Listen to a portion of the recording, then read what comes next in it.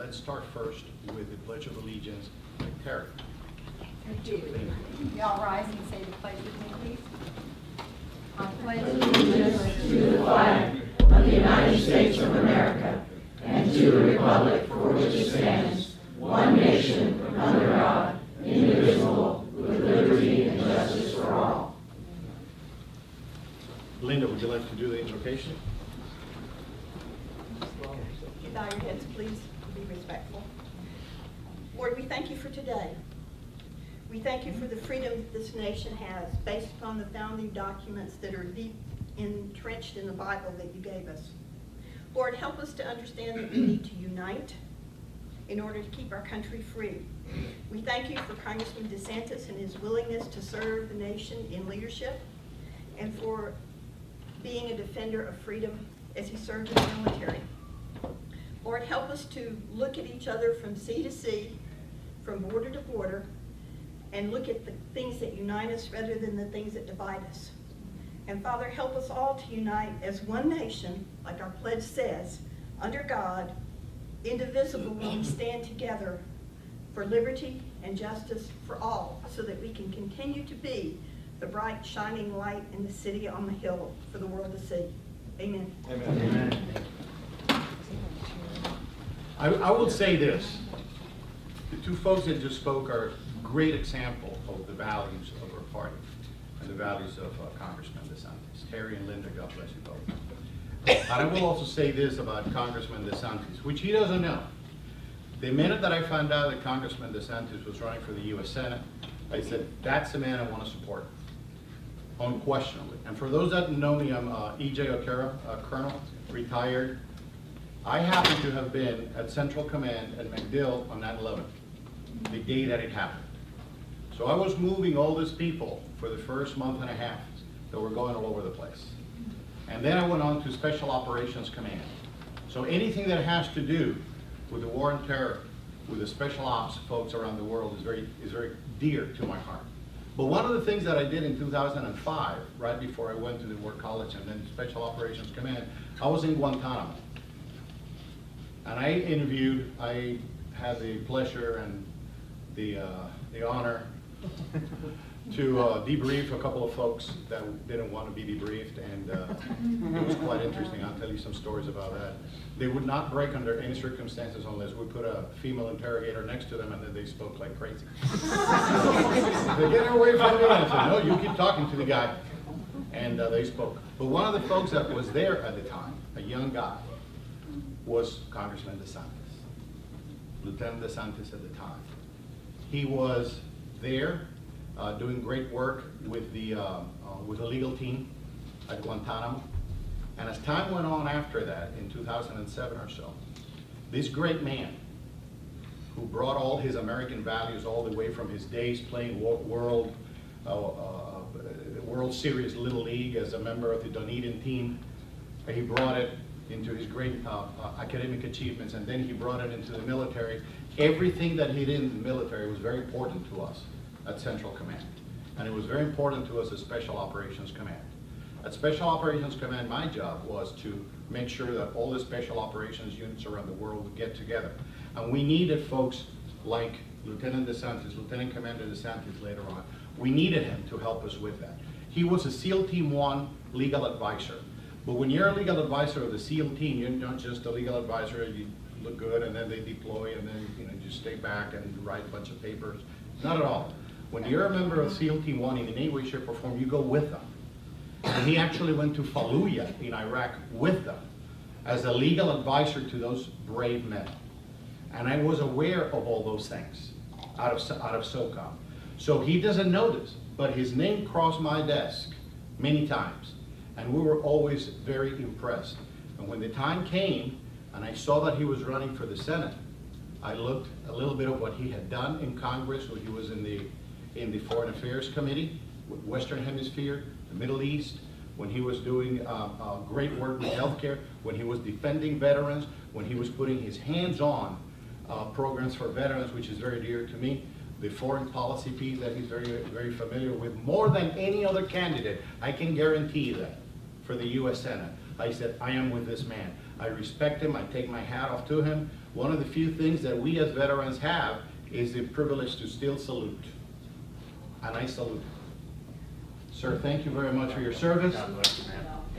And thank you for being here with us, and the floor is yours, sir. God Thank you, bless you. thank you. Well, thank you. What a great intro. Thank you so much, EJ. Really appreciate your support. Thank you all for coming on a Friday afternoon.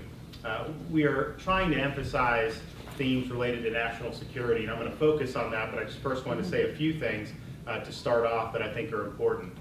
You know, EJ mentioned when I was serving in Fallujah, so we had the operations center where you had all the commander and the intel and all that. We had a big tent basically, and you know, indirect fire, you just go through the tent. But in that tent, there was a specific room that handled all the classified information. They call it a SCIF, top secret, sensitive, or a special compartmentalized information. And it was fortified. You went in there, you had to sign in. I mean, it was very, very guarded. And I think to myself, if I had answered my phone at that time, if I had gone in there and taken top secret information and put it on my Hotmail account, I would have been removed from duty, my security clearance would have been yanked, very well may have faced a court-martial and could have spent some time in Fort Leavenworth. And I think you talk to anyone who's ever been in that environment, and they know instinctively that certain types of information are highly, highly classified. And so now we have a former Secretary of State running for president, and when she got nominated by the president to be Secretary of State, the first thing she did was set up a private email server in her house. And why did she do that? Because she didn't want you as Americans to be able to get her information through the Freedom of Information Act. She didn't want people like me in the Congress to be able to subpoena her information, because if you send it to the State Department, they say, well, we don't have her emails, we can't turn it over. So she did that knowing what she was doing, and she wanted to protect herself from any type of public accountability, and she was willing to risk the integrity of her communications, and that's a decision she made. I think that's a decision that disqualifies her as being the next commander-in-chief. I got to tell you, when the president says, oh, the Department of Justice is investigating, we don't get involved in that, they do it all on their own, and yet in the next breath, he says that he knows there was no damage to national security. Well, let me ask you, if you're not involved in the investigation, then how do you know there's been no damage to national security? And then he says, well, look, there's classified info, and then there's classified info. Now, I don't know how that rule would apply out in the fleet, but if you went to a cryptologist and said, you know, I know you're doing top secret stuff, but, you know, there's top secret and there's top secret. You kind of figure out whatever you think is top secret is fine. So I think what the president said was, it just shows that this whole thing is baked in the cake. Unfortunately, he's sending the signal to Lynch to stand down. And look, for the Republican Party's perspective, I mean, it's probably better that Hillary runs because I think she's a weaker candidate than Biden. But from the perspective of we all live under the same laws, and that lowly, you know, cryptologist or lieutenant should live under the same laws as people very high in the government, I think it's an important principle, you know, that we need to vindicate. Another issue that comes to mind, given that we just did our tax filings recently, is the subject of the IRS. And this is an example of, we have an organization that was targeting Americans, First Amendment freedoms, very important. They were caught red-handed. Congress started to investigate. We knew the Justice Department wasn't going to do very much with it. We held Lerner in contempt. They didn't bring it to the grand jury. So a lot of it was, we need to get the information for the American people so that we can show what the agency's doing, and then hopefully that would let us seek accountability, but also seek changes in our tax code. And yet, they stonewall us every step of the way. So with you filing your taxes, if the IRS was auditing you, and they asked for documents and you destroyed the documents, if you lied to them, if there were other things that they asked you to do, you just brushed it off, is there any way you would be able to get away with that? No. Of course not. And yet, we had not one but two subpoenas in place for Lois Lerner's emails. The IRS destroyed over 400 backup tapes containing as many as 24,000 of Lois Lerner's emails. The commissioner has come to the Congress and made false statements on multiple occasions, and they didn't even do the basic due diligence to try to get the emails we were asking for. They didn't even look at learners' BlackBerry, for Pete's sake.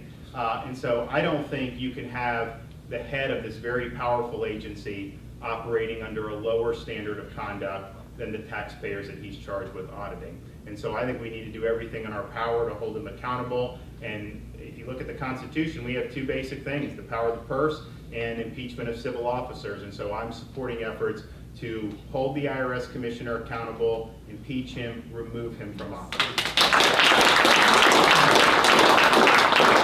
The third thing I'll say before we get into talking about the threats we face internationally is, I think it's very important that we recognize, EJ talked about September 11th and kind of what happened after that.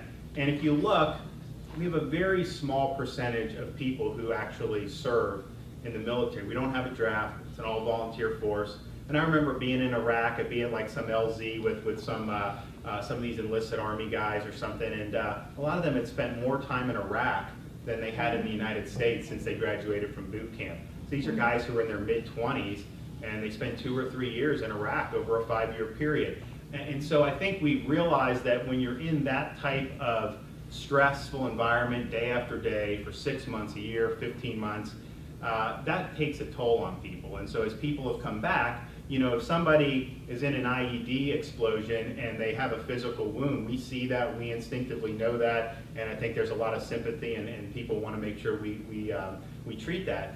But the people that have psychological damage, it's harder to see. It's invisible, and I think we're doing better at it, but we have to do more. We still have a very high rate of veteran suicides.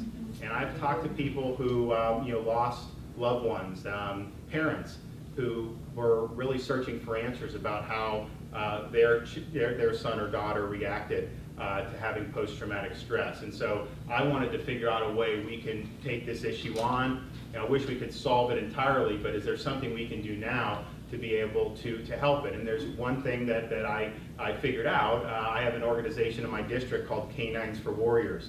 And what they do is they pair veterans suffering from PTS with specially trained service dogs. And these service dogs are trained to understand the symptoms of PTS. So if a veteran is having a nightmare, the dog will actually jump on the bed and lick the handler's face. If they're in a social situation that's stressful, the dog will react accordingly. And what they found is you've seen a remarkable reduction in suicides amongst people that have gone through the program and been paired with the service dog.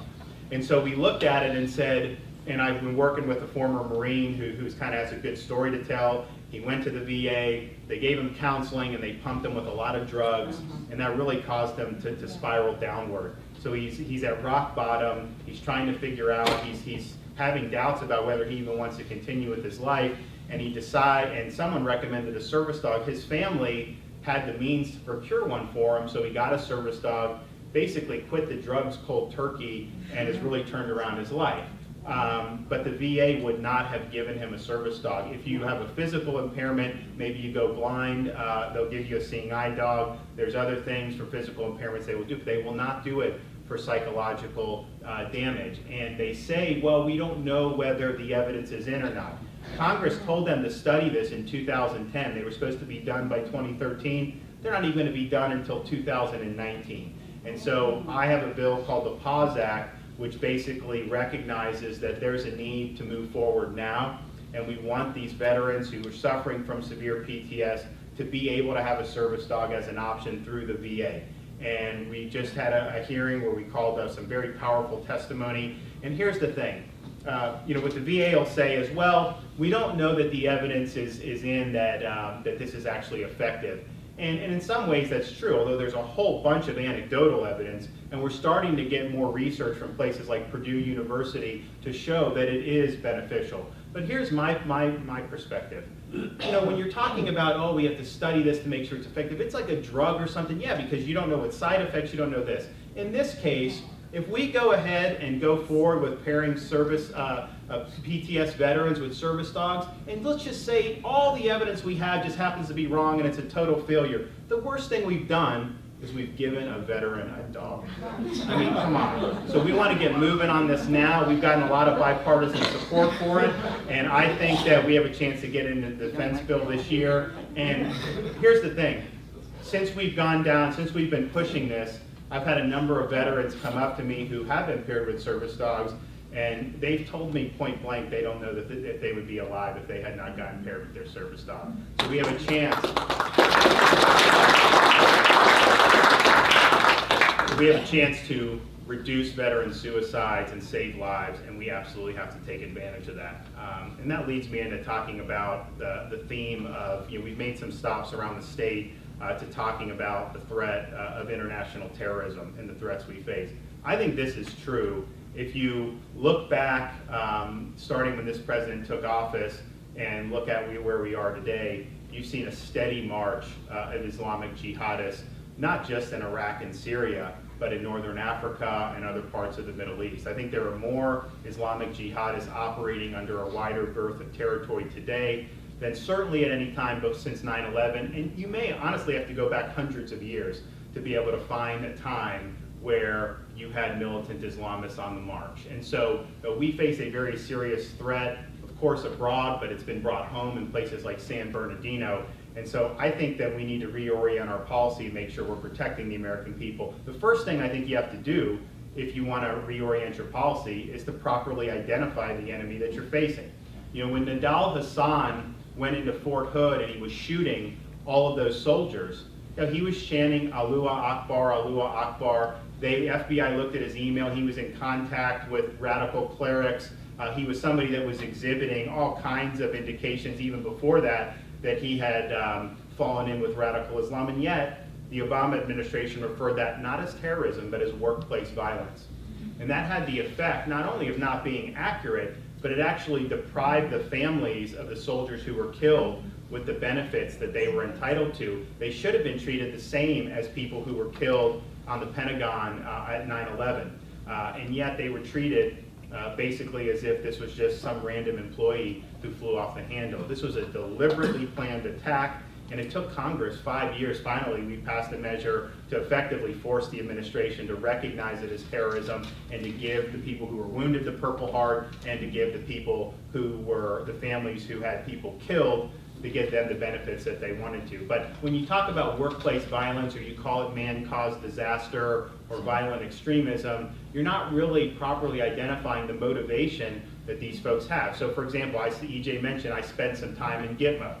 I was as an officer, not as a detainee, trust me.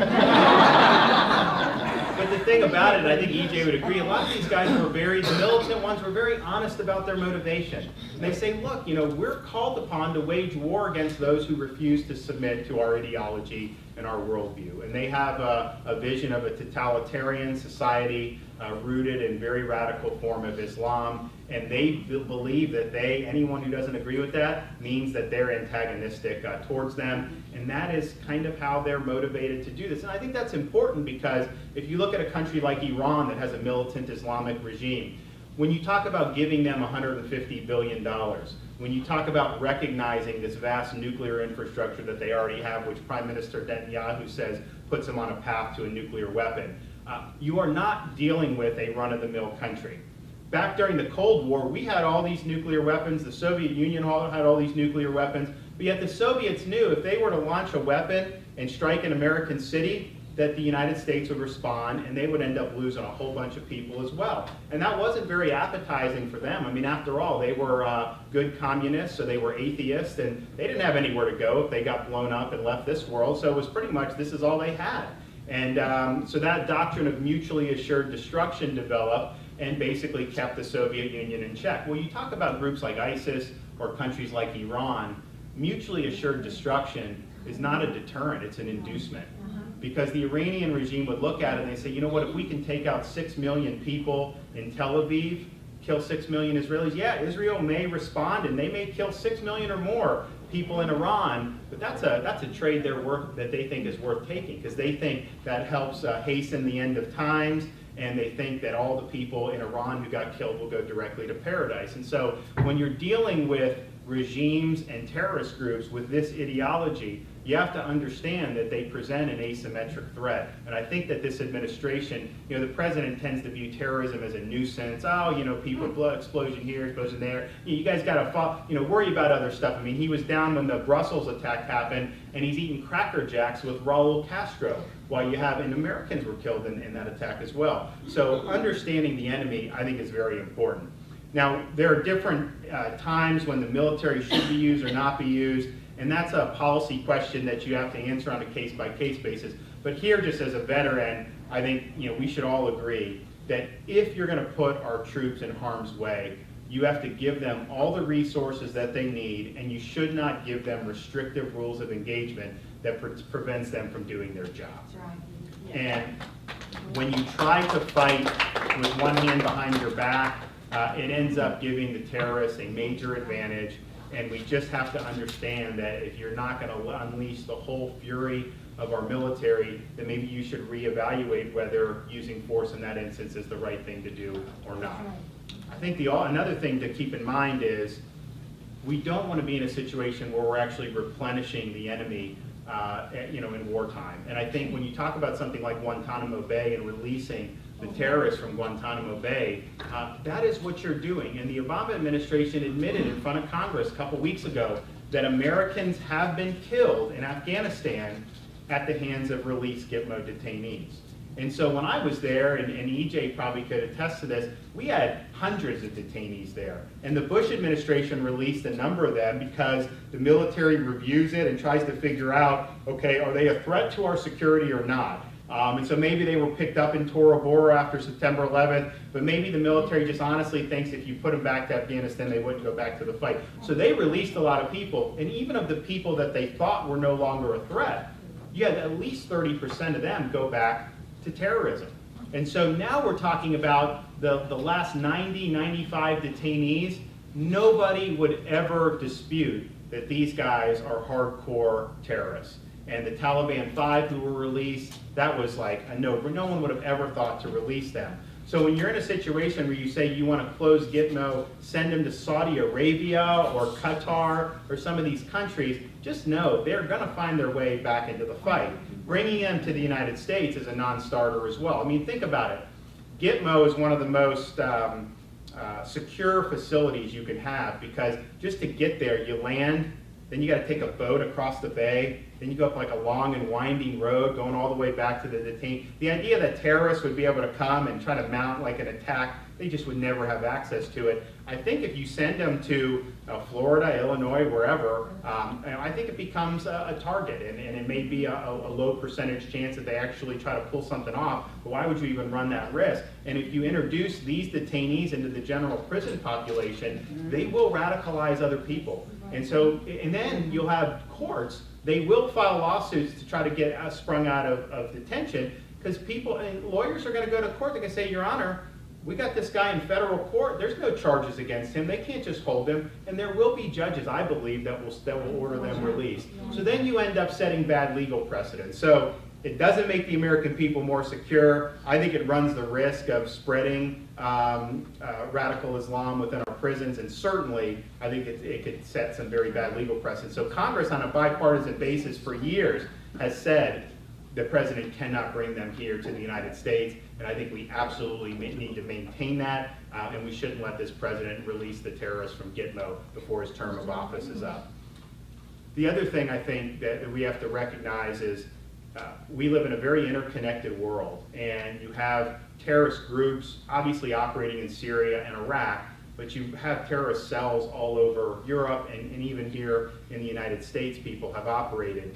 How you deal with that, to me, first off, what you want to do is not invite people into our country in the first place who want to do us harm. And there's a couple ways where that can happen. I was raising alarms about Brussels with this visa waiver program several months ago.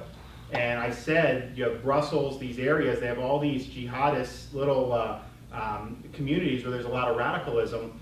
And I got made fun of by people in Washington. They say, oh, DeSantis says Brussels has terrorism. Of course, we see a couple months later, you have very deadly attacks. So you have places in Europe where you have really self-segregated areas where there's a high degree of radicalization. The reason why that's a threat to us is because for all those European countries, you don't need a visa to come to our country. If you have a passport, you can basically buy a ticket and hop on over here, and you're only allowed to stay 90 days with a visa waiver, but we've brought DHS in and we've asked them, how many people who overstay do you actually remove? And it's like 1%. I think they say there's 500,000 overstays, and they've actually removed 5,000 people who have stayed. So basically, people know if you have that passport, you can come here. You can be here for a while and potentially do the American people harm. Our southern border is very porous. And here's the thing, if you come illegally, you have a good chance of just getting in. But even if you get caught, what happens a lot of times is they'll give you a citation saying, okay, you come back in a year, you have a court date. Well, how is that a deterrent? It's not a deterrent. So we've seen an increase in people from Pakistan and Afghanistan showing up on our southern border. Why would you be showing up on the southern border? Is that just doing charity work? I mean, it's something that's very concerning. And then I think you look at the legal immigration system. When people come through our legal immigration system, to me, there's two things that are just absolute. One is you can't be a public charge. You come, you have to be willing to work and support yourself. But the second, I think the most important is you got to buy into American values. And the reason why that's important is because we're not a country based on a particular religious denomination, ethnicity, any of that. What binds us together is our belief in the founding principles, the idea that we have God-given rights, the idea that we live under the rule of law. And so if someone's coming in and they reject that, hey, to each their own, but I think that that's not something that we want to be importing into our country. And I think what Europe has done is they've brought in a lot of people who basically rejected European society, and they're kind of living in communities that are parallel to, but not integrated with, the overall community. And that's not the way you want the immigration system to work. The immigration system should be working to bring people who want to be part of America and will really integrate with our way of life. And when it's done right, people coming from some of these foreign countries where they don't respect individual freedom, they tend to appreciate it a lot more than a lot of our native-born people do. So you have to do that the right way. But I'll take a few questions, but I'll just say that there are things we can do in Congress for sure, but ultimately you do need a new commander-in-chief to change the policy. For example, in the Congress, I think one of the things we can do, and I'm pushing this, we pushed it through the Judiciary Committee, and I'm hoping that we can get it on the House floor soon. It's to declare once and for all the Muslim Brotherhood to be a foreign terrorist organization. Amen. It's frustrating to me because we had the State Department in front of one of the committees the other day, and they believe that the Brotherhood is somehow part of the solution in the Middle East. They're not. They are people that believe they have a very radical ideology, and they're not part of the solution. They are involved in fomenting terrorism around the Middle East, and we have to recognize that reality. And so the administration actually prefers dealing with the Brotherhood rather than dealing with Sisi in Egypt, who Sisi is fighting terrorism. And I think that there's problems with Egypt's civil society, and I wouldn't necessarily want to live there because of that, but I think that this is a guy who respects Israel's right to exist, is pro-American, and is trying to take the fight to the jihadists. And so we should recognize that and not pretend that somehow the Brotherhood is the answer in the Middle East, because the Brotherhood is not the answer in the Middle East. And with that, I'd be happy to take any questions that you guys have. Yes, sir. Yes, sir. First off, I'd like to thank you for your service to our country, both in the military and in Congress, defending the sacred values and rights of the people. Now, my question is a couple tiered. It doesn't take a jagged attorney to figure out what shall not be infringed means. And you're speaking about national security. Naturally, in defending the country, the first front, whenever they get here, would be the Second Amendment rights. Now, first off, as far as gun-free zones and gun-free states, essentially gun-free states, I should say, what would you do to crack down and give those people their constitutional rights back? And as a senator, you'll be enjoying some new amending privileges in legislation.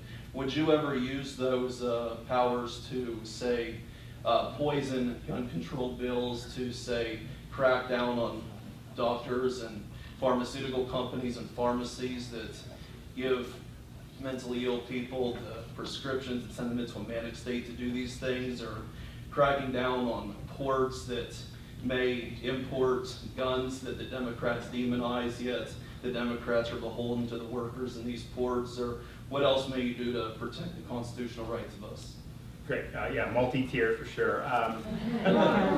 Look, I think it's important to defend all of our constitutional rights. And I think what we've seen is that there are some in the Congress, on the Supreme Court, who, some rights matter more to them than others. And so they don't care as much about, say, the free exercise of religion, the Second Amendment, but they care about, other parts of the Constitution. And I think that we want to protect all of our constitutional rights, including the Second Amendment. I was just endorsed by Gun Owners of America, which is, supporting that. So we have millions of people in our state that lawfully own firearms, and I'm going to be somebody that's going to defend their right to do that and defend our Second Amendment freedoms. I think the most important thing we can do in the Senate is, when it does come time for nominations to the U.S. Supreme Court, that we make sure, so say there's a Republican president, you want that Republican president appointing somebody who understands the proper role of the courts, understand it's their job to apply the law and Constitution as it is actually written,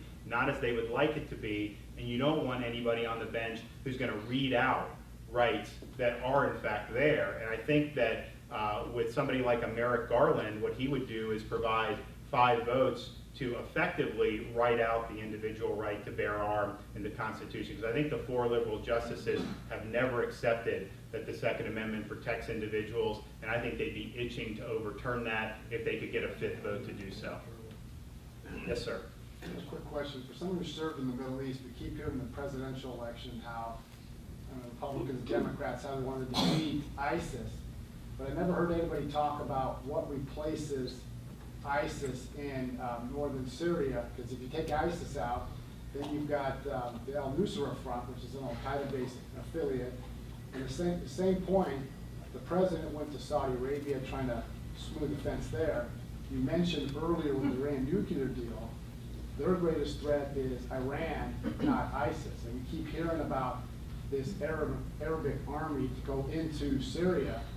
I don't see that's possible when they see their greatest threat is coming from Iran, especially see Iran in Syria, Iraq, Hezbollah in Lebanon, and down in Syria. So I'm not sure if you can answer that, because I know it's a senator, but what is the recommendation you would have with the military to say what replaces ISIS? Well, I think it's a great question. Look, the military cannot replace ISIS with civil society. That's got to be done by people who were there. And one of the things that I really remember, so we were in Fallujah, Ramadi, that's western Iraq.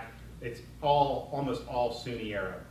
So by the time we were there, you had Saddam had been thrown out. You kind of had the interim government. Then you had the Iraqi government, and it was heavily Shia because it's a predominantly Shia country.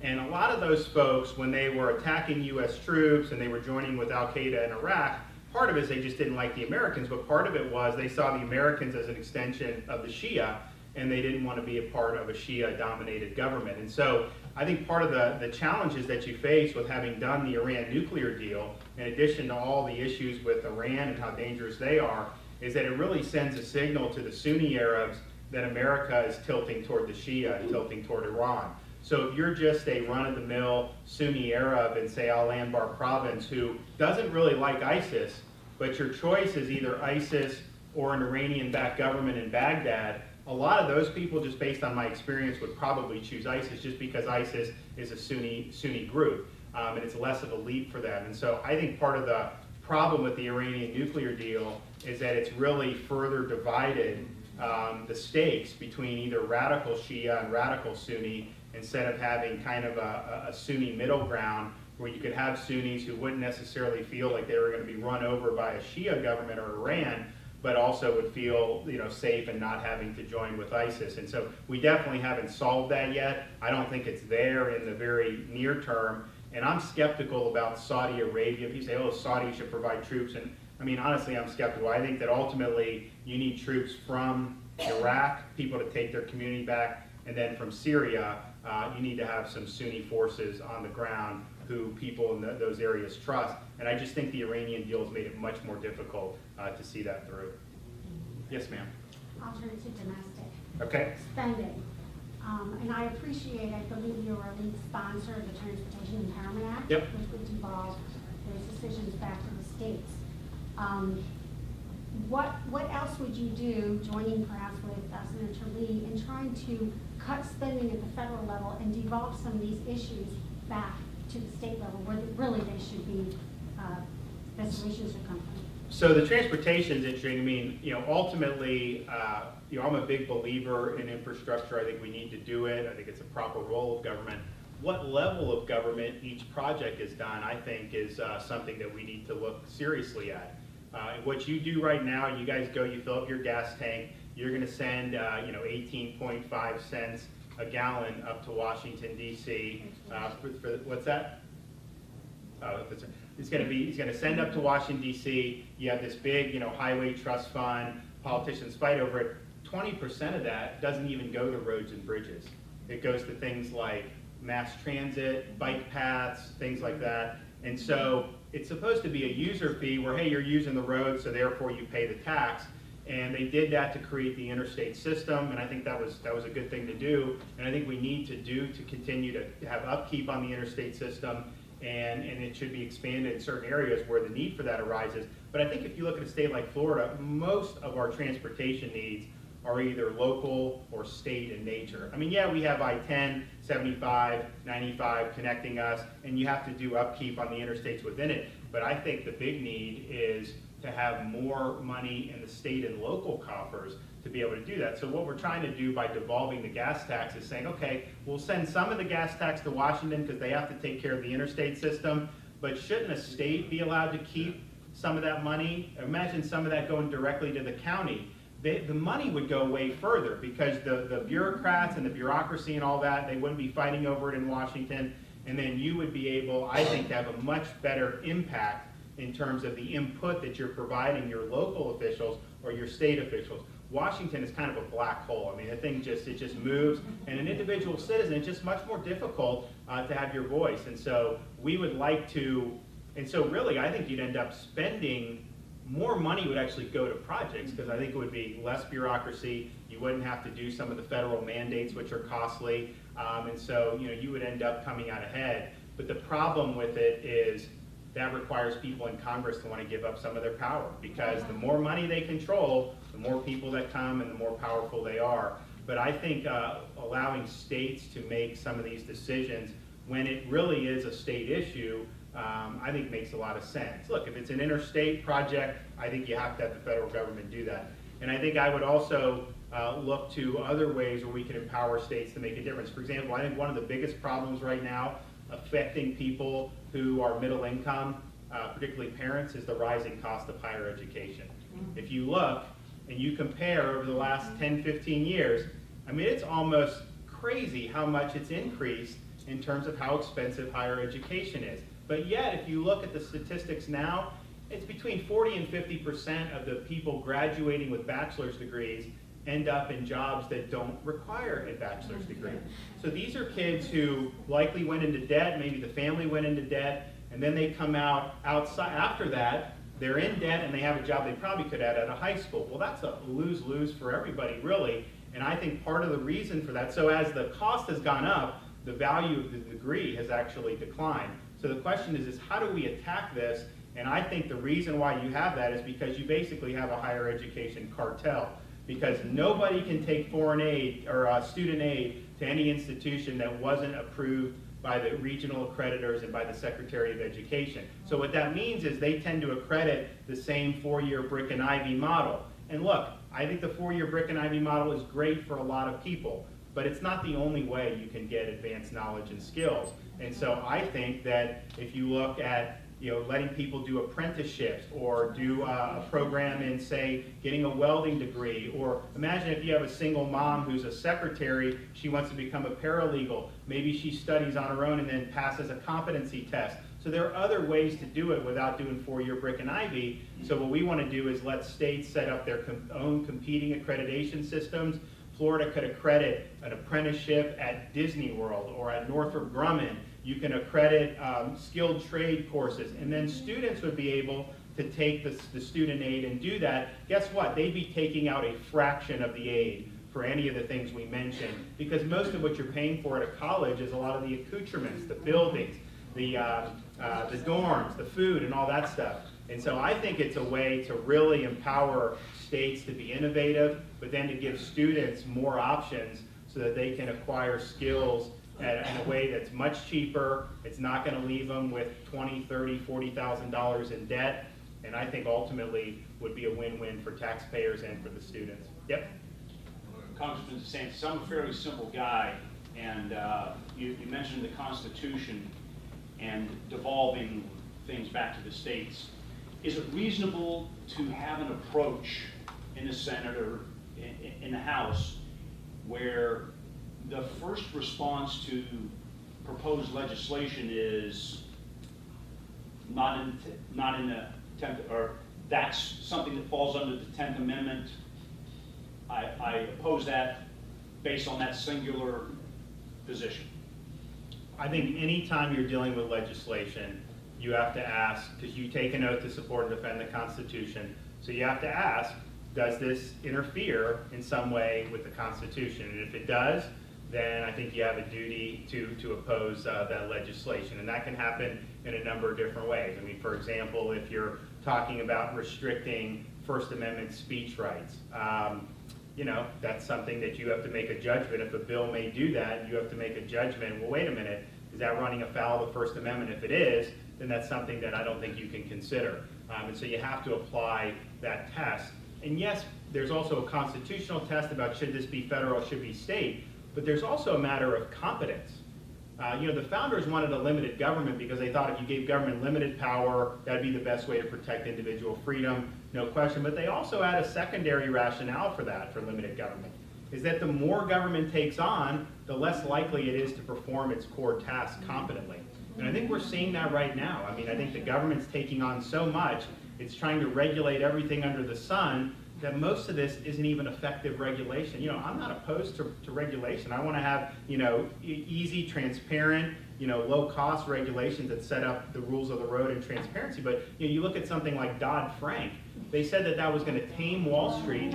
The Wall Street banks are bigger now. They're bigger than ever, and they really control the market more than they did even before the financial crisis. The burden, though, is something that the big guys can deal with because they just hire more accountants or lawyers and they figure it out. And a lot of times they're able to get special dispensation through the bureaucracy anyways because they have relationships. The people that it kills are the community bankers. They didn't cause the financial crisis, but yet they have to deal with all this regulation, and it detracts from their ability to lend to their communities. And so, you know, government's competence and whether it can actually achieve things, I think is something that we have to look at. And my fear is on some of the stuff, we kind of know the song and dance, and government does stuff, people put out press releases, and then the result ends up, you know, not being successful. Yes, ma'am. I want to thank you also for your service, and I think your ideas on education are excellent. My question today is about the Syrian refugees that President Obama let in. I don't understand why Congress couldn't stop that. If we have the majority of Republicans in Congress, why are they able to get away with these things? And the same, that's the specific question, but I have that question often. Why aren't the Republicans, if they have the power of the purse, why can't they stop these things? So we did, in the House, pass a bill to deal with the refugees. And basically, the reason why the refugees became such a big issue is because the FBI director in front of Congress said, we can't vet them. We don't know who's coming into the country at all. And so, and then ISIS has said, look, we are going to use the refugee flow to you know, send fighters into different parts of the world. And one of the ministers in Lebanon said that he thought it was at least 2% of the refugee flow had been infiltrated by radical Islamists. And so just think about that, what that means for us. If you have 10,000, what's 2%? I mean, you're talking about hundreds of terrorists that would be brought in. And so we did a bill to basically say if they can't be vetted, you know, you're not going to be able to bring them in. It did not have the votes to pass the Senate. Reid filibustered it in the Senate. And then I agreed. I said, look, you know, we don't need to be funding these programs, and so, you know, I didn't support doing that, but there was enough votes in the House and Senate to fund that in addition to other things. And so So it's So continuing there are to go on. Republicans that are not uniting in an effort to defund these things? You know, Because they're the majority, right? Right. And he's running against one that's probably on that vein, okay? Just Yes, ma'am. remember that. The question I have is more or less just maybe an affirmation from you, but with all of with the dysfunction in Congress, with McConnell and his 60-vote rule, which I think is absurd. He's letting the majority rule. The Republicans have sit back and they've let the Democrats brand them, label them, and what we've done, we've just sat back. There's been no one that stepped up to protect the brand. No one stepped up and said, oh, well, you know, that's not so. Here's what we're doing. That's why you got all of these people thinking, what's going on? I have to know that you're gonna be the kind of candidate that's gonna go to McConnell and say, you've gotta cut this out or be replaced. You gotta stand your ground. If they wanna throw the slings and arrows at you, you're gonna stand up to them and not let them run over you. And we're a retired Marine family. I'm gonna hold it against you because you chose the Navy. Well, we appreciate having the Marine Corps as part of the Department of the Navy. Marines never quite like that one. You all had to have a job to take us around. Incidentally, when we were in Iraq, I was in Marine battle space, and so I completed the Fleet Marine Force officer thing. So I have, you know, on my uniform, you see the emblem, and you know, you go through like Marine pistol rifle, you do the PFT, and they really drill you on like an oral board about the history of the Marine Corps. So I know about Tun Tavern in Philadelphia and everything more than I know about John Paul Jones. Well, look, I think part of the frustration, I think, with this Congress was that the 113th Congress, the House was saying, look, we're passing things and Reed's killing everything. And he did. He killed everything. They weren't even taking a lot of votes. And then the time they did vote, all their senators voted 100% with Obama. So there was a big change in that. And I thought it would have been good in the campaign to line up, you know, 5 points that unified us that we all agreed in. I mean, you know, something about, you know, the budget and balancing the budget, something about creating jobs, cleaning up Washington, like term limits or something along those lines. I mean, there is something with national security. I mean, we could have done that, and people didn't want to do it. And so I think what ended up happening is, okay, we got into the Congress, and then what's the agenda? And there wasn't really a strong agenda that we were uniting behind. And so I think in that vacuum, I think you have a lot of the disappointments that you've seen.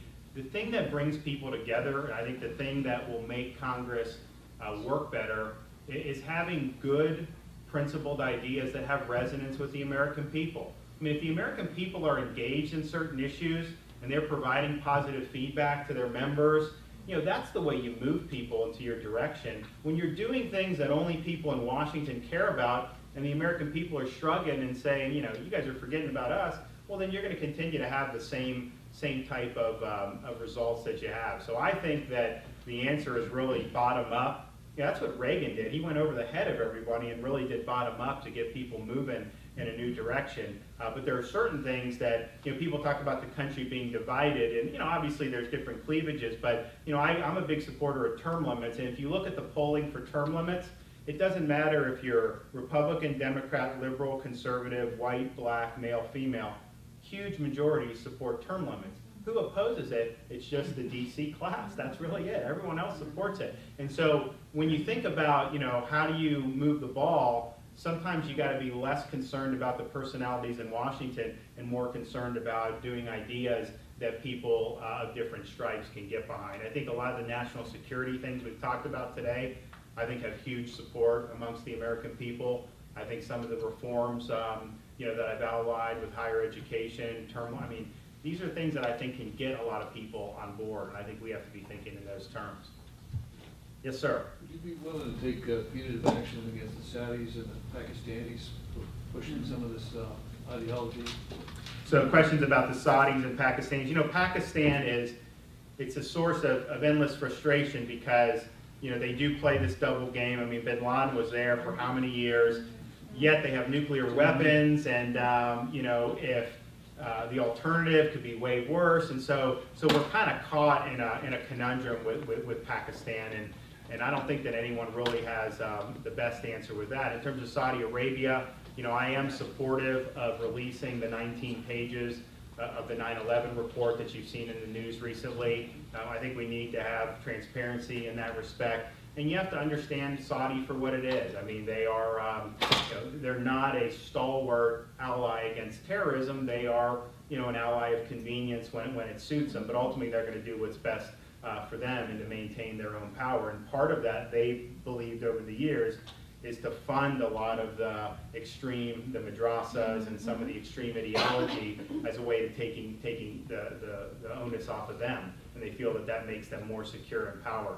So, I think we need to be strong with the people who are really strongly behind us, like Israel. I think when you have a leader like Sisi who's standing up, I think we should back Sisi. I think that there are countries like Turkey that have gone in the other direction, and I think our policy should reflect disappointment in that going forward. So, it's a difficult part of the world, and I think that some of these countries, to the extent that you don't like this regime or that regime, the alternatives in some cases are definitely worse. I mean, and that's just the reality of the situation.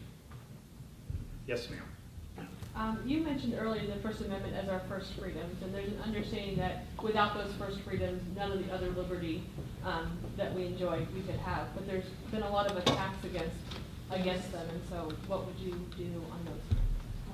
Well, I think the Supreme Court is an interesting fight in that respect, because I think that you could have, if you have 5 liberal justices, I think you definitely will see a narrowing of free exercise rights, First Amendment speech rights. I think you see an undermining of property rights, which are not directly First Amendment, but I think that most people say, the ability to really have a robust private property system is very important. But I think you've seen in the past some of the judges really expanding government's authority over things like eminent domain, which I think are critical or are important to safeguard the public against.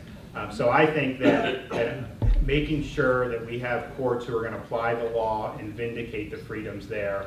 I can't tell you how important that is, because we can pass a law and maybe it lasts, maybe someone maybe another Congress changes it. But when you start talking about people with lifetime tenure on the court, that's going to matter, and that's not going to be something that you're going to have a very easy time changing. If they're narrowing things on constitutional grounds, you have to either get the court to reevaluate it or you have to pass a constitutional amendment, and neither of those things are very likely or easy to do. Yes, sir. I have 2 questions on the terrorism front.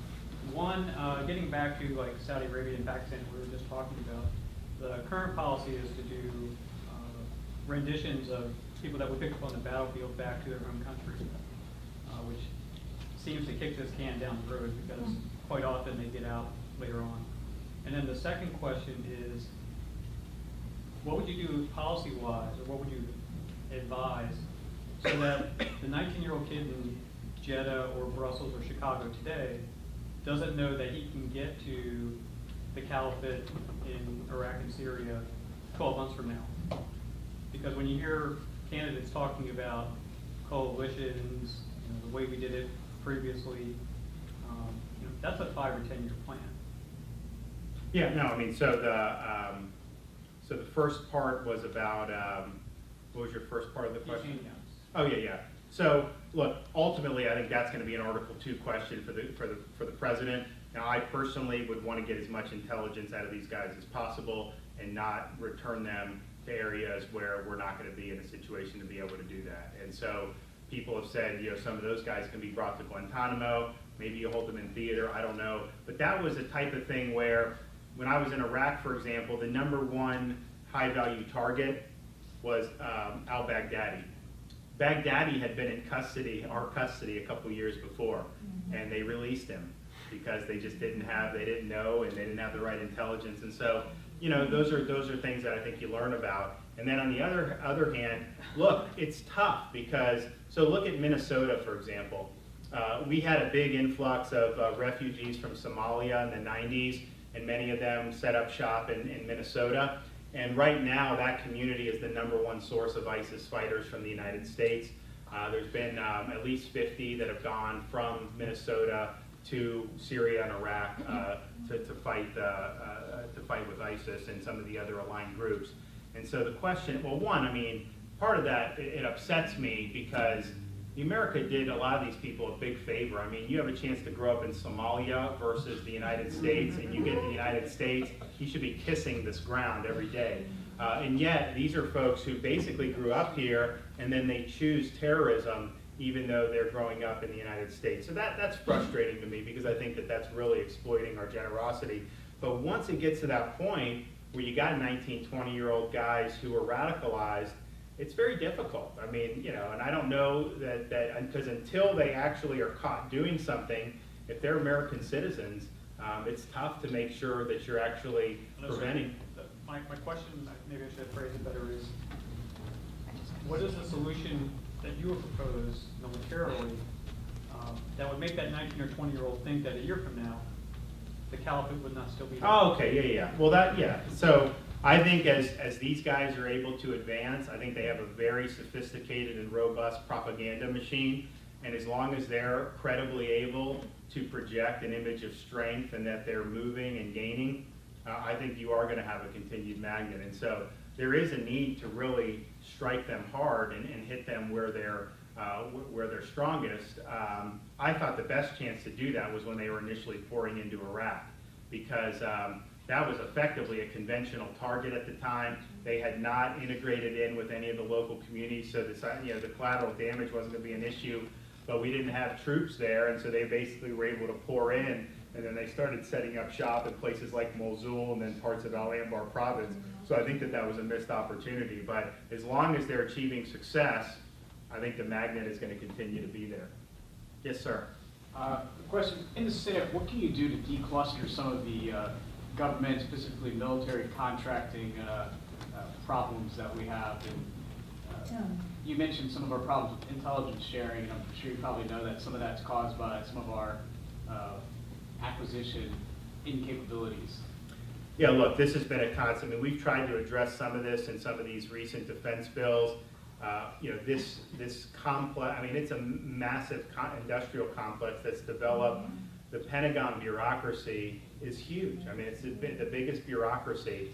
And I'm certainly in favor of reforming the acquisition system, but I think it's a very, very tough lift. And we've been able to do a little bit here or there, but I don't think any of the things we've done in the last few defense bills has really altered the overall trajectory of it. I mean, in fact, I just did a briefing with when they were going over the DoD's budget request, and people know, like, hey, this for this and this and this, and what that means with the different contractors who are involved and everything. And so that's developed over a number of years. And but I think it needs reform. So I'd be on the side of reforming it. But I think that's a very, very big lift.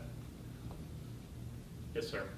Well, as far as I want to change topic just a little bit with education, because it should be a state issue. At a federal level, what could you do to keep the states competitive in their educational systems? As we see, Florida is not so high up on the list. So what I tried to do in this recent education bill was see, what happens is the federal government, they have a credit card, so they can borrow, and that's just that. So they'll say, hey, you guys, we want you to do better in education. We got some money for you, and here's some money. And then you think, oh, great, there's money. Well, but you got to do what we say you do with the money. And so what we tried to do is say, okay, if you guys want to send money, the federal government wants to send money to state K through 12, fine, do it, but allow states to opt out of any of the strings attached. Let them have the money, and then let them experiment in different ways to use the money. And I think if you did that, I think you'd see states try different things. I think we'd be able to evaluate what works, what doesn't work, and we came pretty close. I mean, we got 195 votes in the House, so we were basically 22 votes away from that's by far the closest it's ever gone. But my experience with a lot of this is you have the federal mandates, testing mandates, this mandate, and teachers don't like it, parents, students don't like it. It just hasn't been effective. And so I think the more that that the federal government can kind of let states experiment, I think that's the way you're ultimately gonna have better results.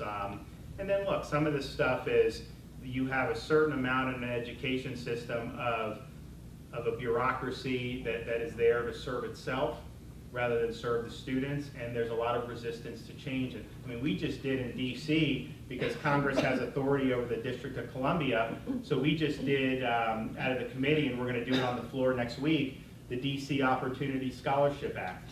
So this allows poor students in DC, almost all minority students, the ability to have a chance at getting some of these slots in some of the schools that are outside the traditional public school system. It's been very successful in the past. Obama killed it for a couple of years. We're trying to bring it back. And we're marking it up on committee, and you know, the delegate from DC was very much opposed to it. And I'm just kind of thinking to myself, I mean, you know, why would you not want to at least give this option, you know, to these students? But I think some people feel that it's a threat against kind of the prevailing infrastructure, and so it is what it is. Yes, sir. First and foremost, I'd like to thank you for your service. My father, Ronald Aycock, also served in the U.S. Navy for 28 years.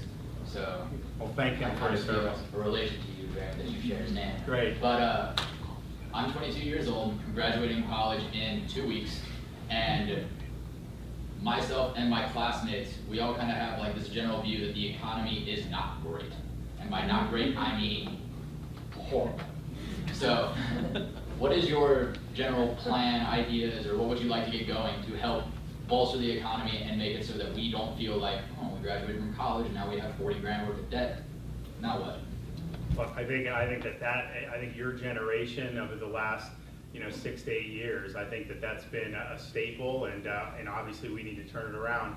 What we have to do is start growing again. I mean, if you look at, we've been in a recovery since I think June of 2009. But you look at the growth rate, particularly lately, I mean, it's been anemic.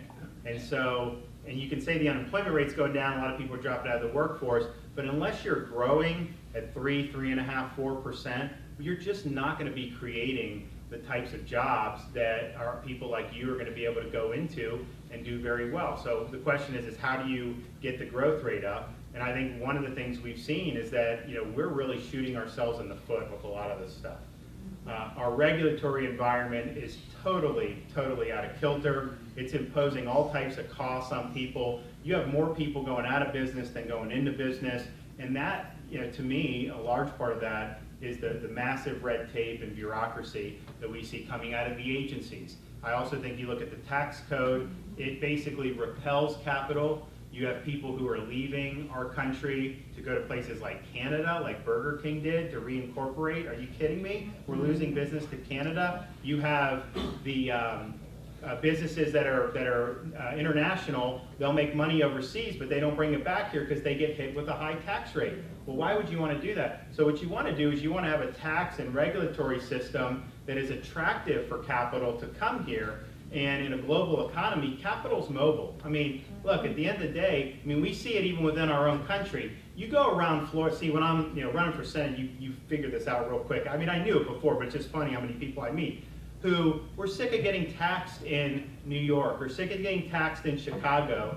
And so they come here and they save all this money. And so then people, you know, the government in New Jersey or these places, they wonder, oh, we need to raise more taxes, we're not getting the revenue. And it's in this vicious cycle that they continue to go into. So make America an attractive place to do business, streamline the bureaucracy. We have a great bill that we've done in the House which says any of these major regulations cannot go into effect unless the House and Senate affirmatively vote to approve them. So this way, you have someone to hold accountable. If they vote the way you don't want, you can hold them accountable. And if it's a bad regulation, then they can block it from going into effect and tell the agencies to try again. So I think that there's just so much headwind we're putting on ourselves that, and the thing is ultimately the major pulse of the economy needs to be the smaller businesses. You know, we have really big, great companies, and they can handle the big government and all that pretty well. But it's really, you know, a business here in Tampa that starts, or Orlando or something like that may start off with 10, 15 employees, and they start growing. That's really where you get the bang for your buck in the economy. And unfortunately, the government's just making it so difficult for people to succeed right now. I would also tell people, it's probably too late for you since you're going to get your degree, but as students look at this, there's certain fields that I think are going to continue to be in very strong demand. Some things like engineering, some of the hard sciences, or what have you. Some of the things that may not be as in demand are things like sociology or some of that other stuff. So I just think that students should have the information where they can see different people who do in different degrees, what ends up being profitable and what. And I'm not saying that's the only reason you do education, because liberal arts education, part of it is just you prepare yourself to be good in the world, but I do think it would be good for students to really see the hard numbers. Hey, you're going this much in debt for this type of degree, and your prospects of making enough to pay for that are very, very small or very easy, one or the other. But get the degree. Good luck to you, man. I appreciate it. Thank you all for coming. We really appreciate it.